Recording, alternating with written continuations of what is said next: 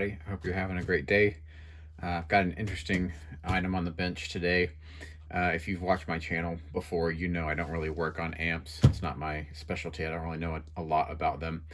But this one popped up on Marketplace recently for a really good price, and you'll probably see why very soon. So the guy I got this from works in residential cleaning, or like residential cleanouts. So I guess, if someone's been, evicted or foreclosed on, and, whatever they leave behind, his company goes and cleans that stuff out, I guess, for the owner. So he picked this up in a clean out. He plays drums. He doesn't play guitar, so he didn't really know what to do with this. And I think this has been sitting abandoned for quite a while. You can see it's very dirty. There's a reason I'm wearing gloves. It's very dirty. There's mouse waste in it. There's spider webs. There's just a thick layer of dirt.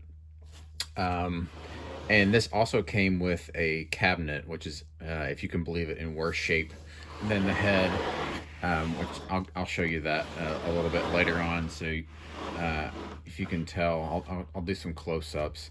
It still has the original 2-prong cord, which I've found a tech locally that I've been discussing upgrading this to a three-prong. So I'll get him to do that. But there's quite a bit of dust, cobwebs. So what I'm going to do is just take this apart, do the initial cleaning here. I'm going to put in a new fuse holder, and just fire it up and see if it works. The guy that had it before me obviously was unable to test it. There's no fuse cap, so there's no the fuse isn't in there. The tubes they might be original.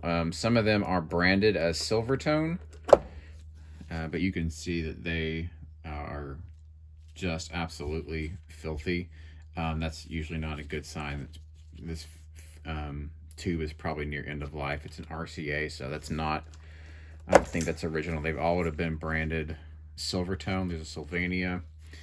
I can tell that some of these, the preamp tubes over here, are original. Silvertone, made in the USA. And then someone's been in this amp before, and there are a couple things that I see that are telling me that. So the first thing is these 4 jacks on the back. These are not original. Originally, I believe these are output jacks, as far as I can tell, just really cursory glance. These are output jacks, so you'd run a cable out of these into your cabinet. Originally, I think these were like RCA style jacks. So someone updated those. And the other thing that indicates that this has been gotten into is the chassis mount. So in the original, so you can see that these are long bolts here, and then 2 on the other side, which I believe are out of camera. And then they have on the other side is these T-mounts. So the bolt goes all the way through up into that T-mount. Originally, the T-mount was actually on the outside of the head shell, and the bolt head was on the top. But a lot of people flip those, because once you're trying to get into the bolt head way back there, and especially on this side behind the reverb tank, it's nearly impossible to get in there. They're a huge pain. So what most people did is, once they got in there the first time, they flipped them around, and then you can access them more easily that way. So yeah, we'll see if this ends up working when I'm all done with it. But it should be a good one, so stick around.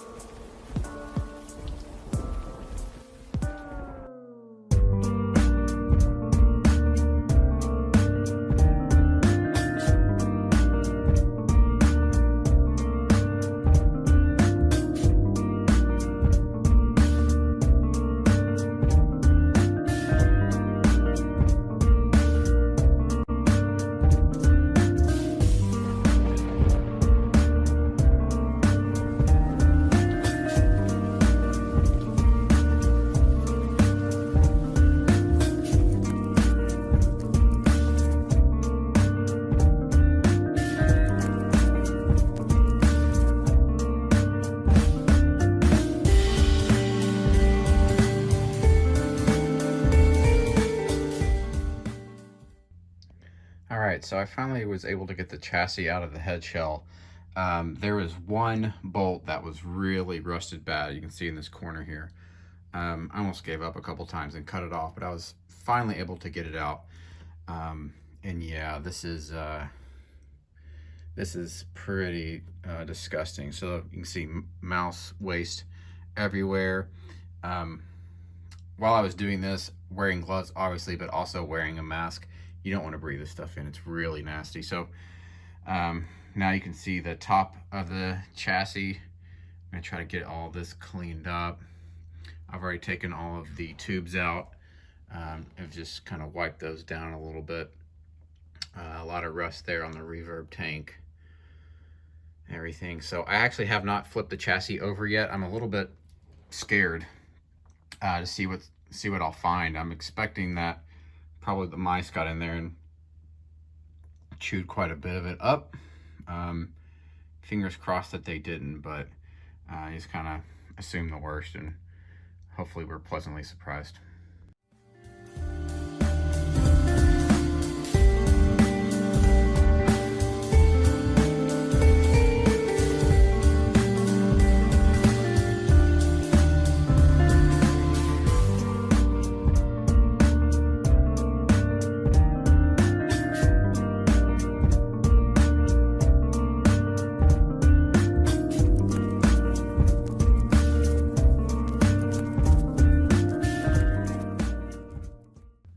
Alright, so here are the guts of the amp, and you know, we crossed our fingers and said a couple prayers, and honestly, man, it looks really good. I was extremely surprised.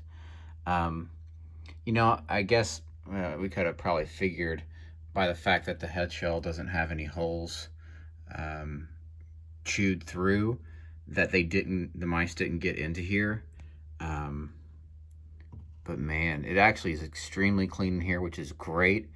You know, I think once I get the fuse holder replaced, you know, get that 3-prong cord installed, this might actually fire up. Fingers crossed, we'll see. All right, so I'm gonna start cleaning the outside of the chassis here. I'm gonna be using isopropyl alcohol. Toothbrush to just kind of get through all this. Again, if you find something like this, you decide to clean it up, take precautions, take care of yourself. I'm wearing gloves, I have a mask, so you know, if you're gonna do it, be careful, and we'll get this cleaned up and hopefully see you on the other side.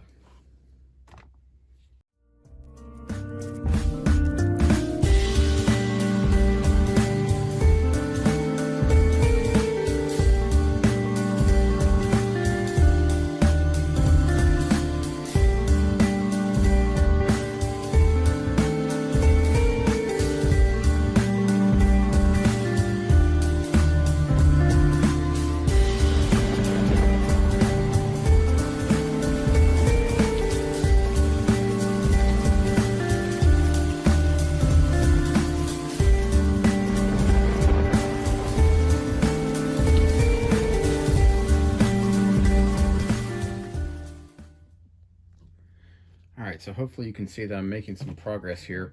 The isopropyl alcohol it just didn't work as well as I had hoped.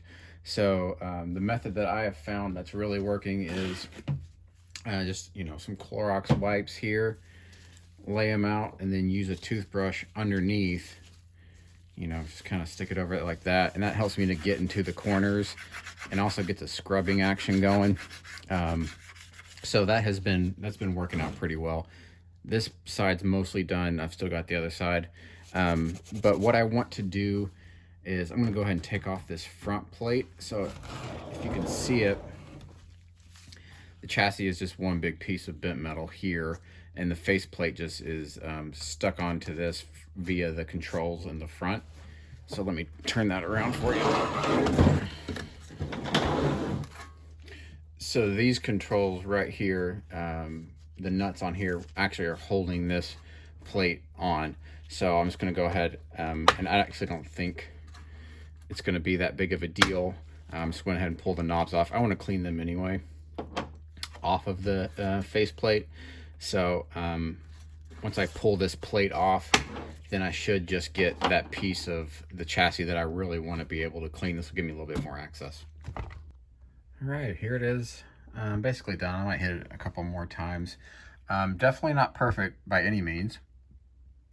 But you know, you can see it's in a much better place than it was before. There were some spots that were really difficult to get to, like back here by the reverb tank.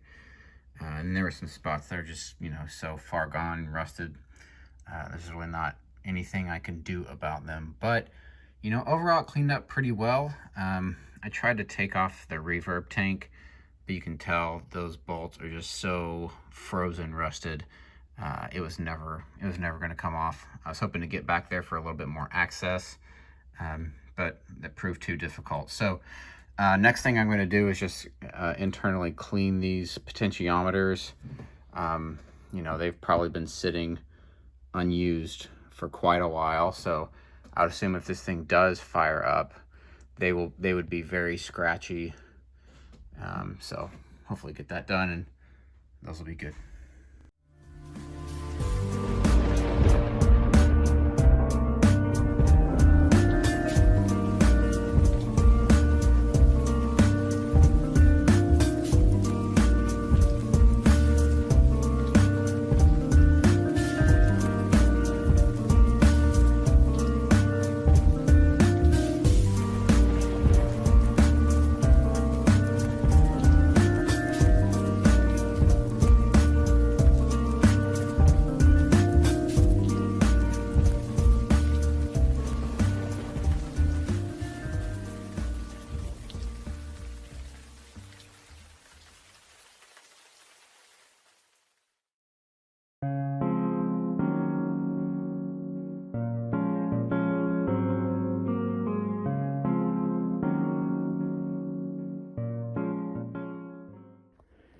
All right, while I had the knobs off already, I wanted to try something.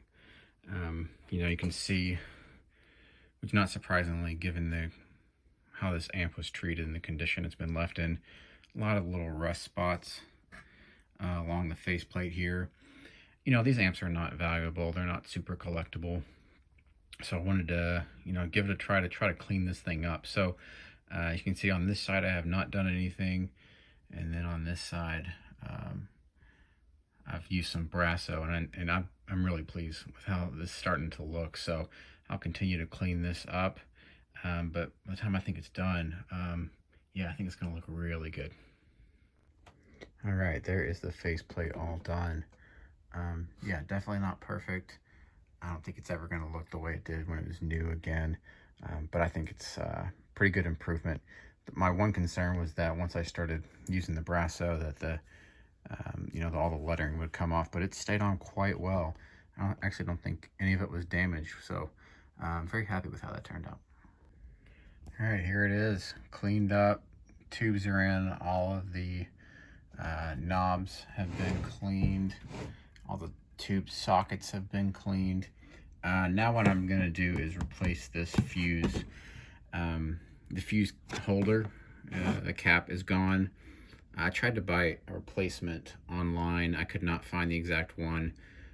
So what I ended up doing is just getting this one. It's a Fender style from around the same time period, 60s. So I'm gonna pull this one out.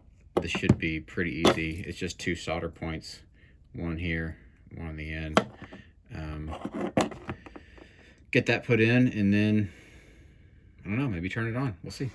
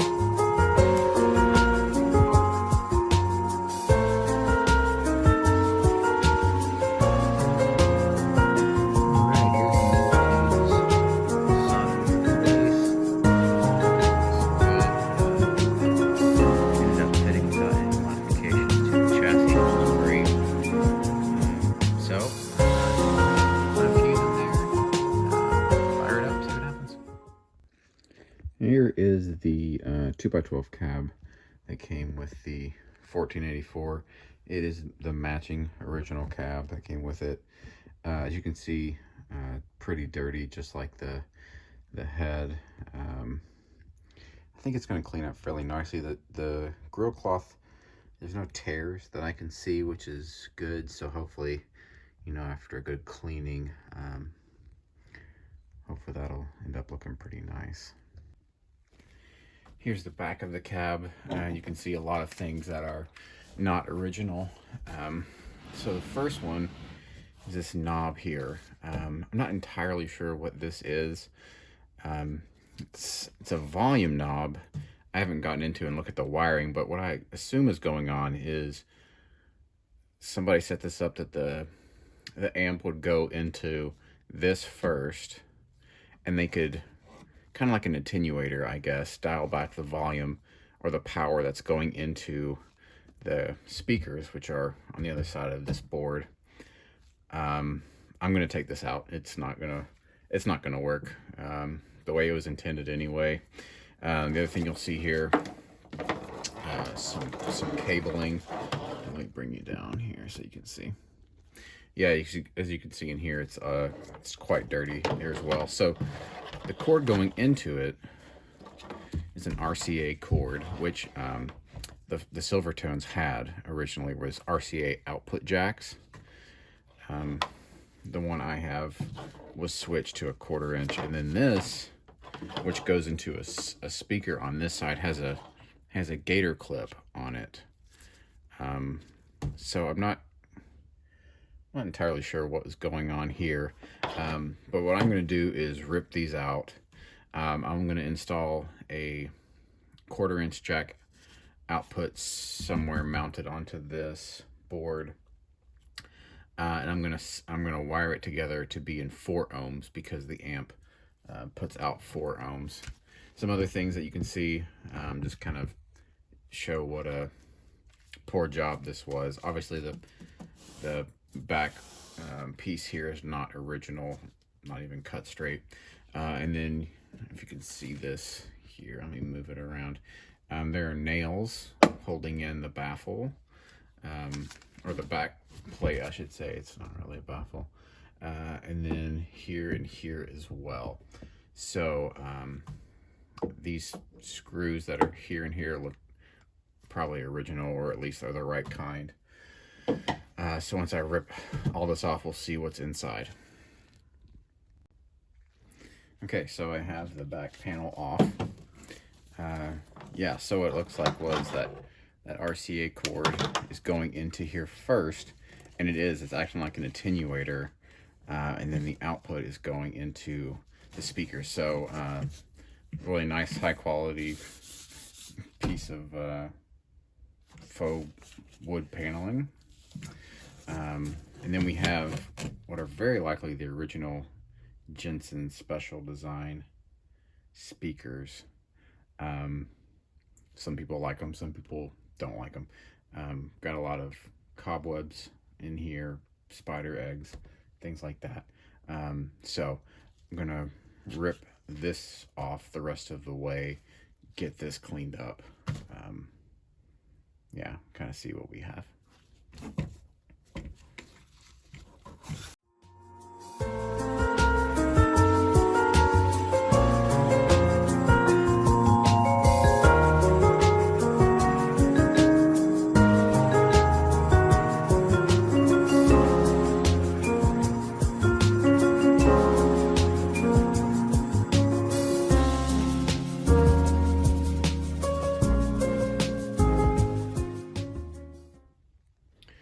All right, so here you have it. You see they're coming in here from the RCA plug, going into the first speaker. It's wired then in series, and then this is actually looks to be an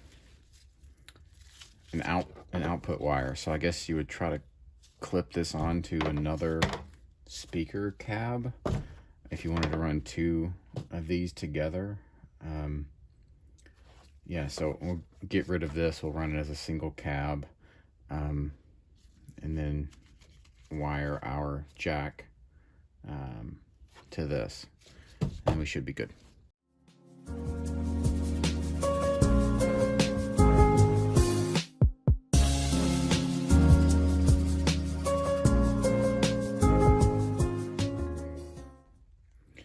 I went ahead and desoldered the wires off this other speaker. I want to pull both of these out just to check the cones on the front. It's just easier to do if they're not connected together. So I'll get those pulled out, give them a look, and it'll be easier to clean the cab as well if those are out. All right, I have both speakers out, and surprisingly, they're in fairly good condition. You can see which side was face down or bottom down. But maybe I shouldn't be surprised by the condition, given that there's no tears in the grill cloths or pokes or anything like that. I kind of thought maybe, with the mice problem from the head, maybe they would have chewed through some of this, but I came out pretty lucky on this one. Everything looks to be good. I'll check the measurements to get the ohms. I don't see anything marked. I could probably look up the codes on them to find out, but I have a multimeter. It's pretty easy to do. So I'm going to vacuum some of this off. And then I'll turn my attention to cleaning up the outside of the cab. Okay, I am ready to wire my cab back up.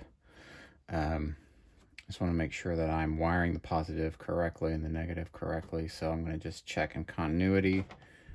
This should be my positive, which should connect here, and I'll solder this here. The negative will go here, and then this should be the negative on this one, which it is.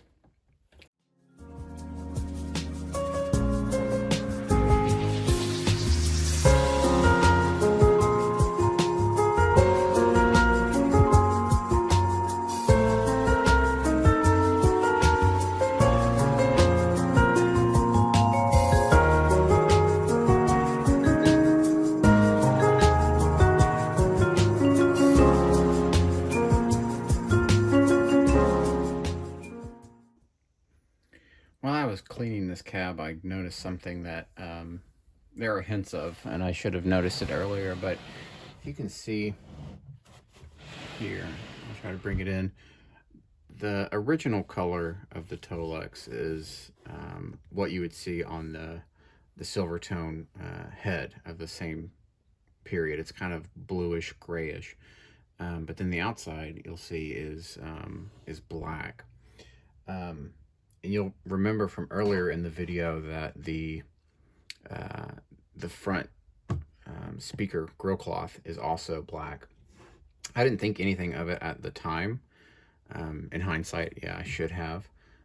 But it looks like this was spray painted at some point. And what clued me in finally was I was cleaning the grill cloth with some fabric cleaner, and it started turning brown. And I thought, oh man, I'm ruining this grill cloth. But then I remembered the original grill cloth was this golden tan color. So I kept cleaning and kept cleaning, and actually ended up coming out quite well. Yeah, I guess whoever painted this Tolex black just did the whole thing. They masked off the badge a little bit. But yeah, as soon as I figured it out, I was like, oh yeah, there were signs everywhere that this had been painted. But yeah, I'm pretty happy with how this turned out. The original color. I didn't spend too much time trying to get the Tolex to come back to the original color. I just counted this as a win and just kind of left it at that. But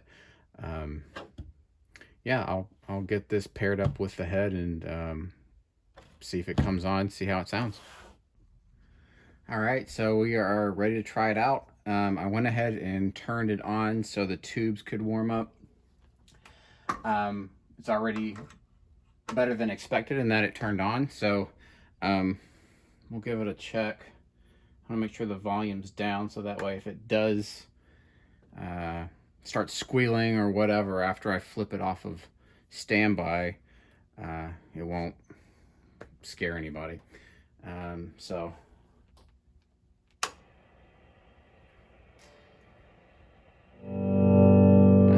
makes noise.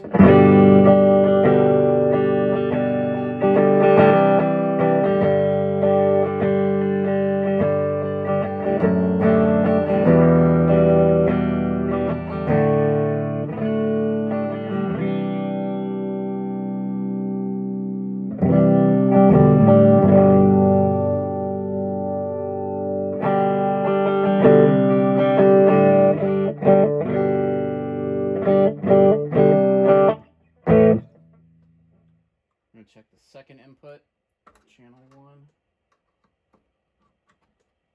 I don't know what the difference is. Usually when a channel has two inputs, one is a higher gain, the other one is a lower gain. It's got like a resistor on it, and then before they join up. So we'll see.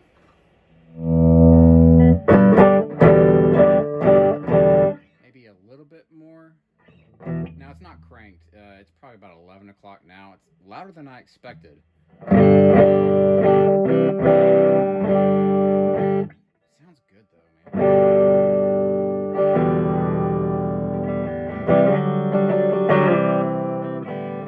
Now I have no idea how this sounds on my phone, so if it's just compressed and really badly distorted, not in a pleasant way, I apologize for that.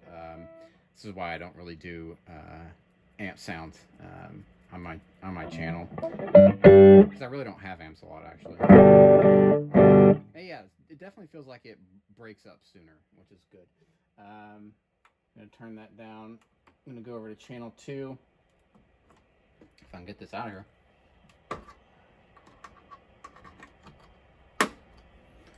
Channel 2 is the one that has both reverb and tremolo. I don't believe that they're active or they work on channel 1. I'm not even sure they work at all, so let's find out.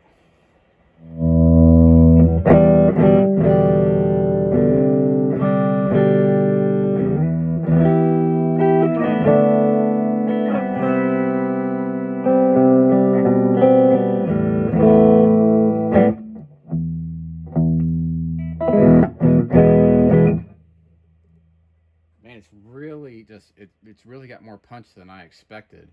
You know, I knew these amps they came from Sears, so they were your mail order amps, and you know, they were basically entry level type of amps, but you know, they were tubes. So I've never played one before, and honestly, I'm pleasantly surprised. So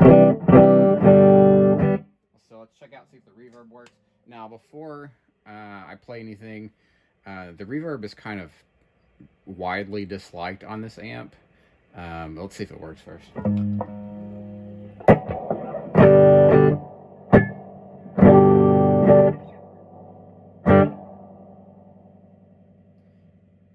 Yeah, it's almost got a tiny bit of a tremolo in it.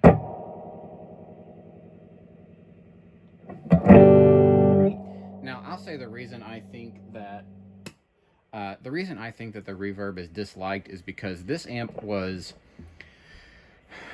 you know, this came out in the 60s. I believe it was the 60s, which is the time of really Fender's heyday, and those amps that Fender was putting out with the reverb was just so good. And I think people compared this amp to Fender, and yeah, it pales in comparison. I mean, I think it's still pretty good. It's not huge reverb. Let's see how much it goes. That's the tremolo.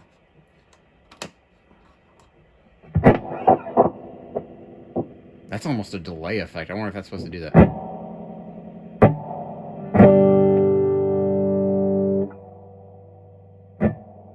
That was weird. Yeah, for a second it definitely had a delay. Sounds kind of spaceshipy. It's just not bad. All right.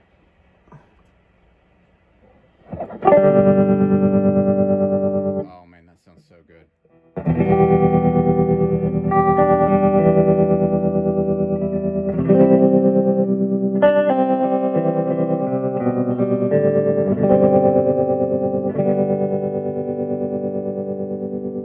Wow, that tremolo sounds really Now the tremolo, on the other hand, is pretty widely liked, so I'm not really surprised there. But I didn't think it was gonna sound that good. Dang,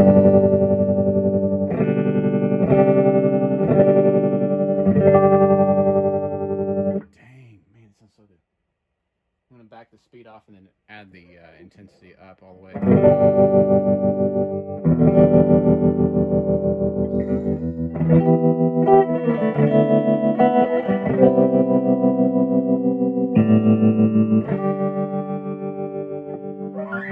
Yeah, really impressed with this. And I will say I did not give it a fair shake because I'm playing this Schecter Hellraiser with EMGs, which are not really clean type of guitars. I picked this up recently. I didn't do a video on it because it was fairly clean to start out with, and I just had it upstairs, so I grabbed it and ran it through this. But still, even with this, with a Tele or a Strat, man, that amp, I think would just, man, I now I see why they're so sought after, even though they were entry level type of stuff. I'm really impressed. So, yeah, thanks for watching the video. Please give it a like.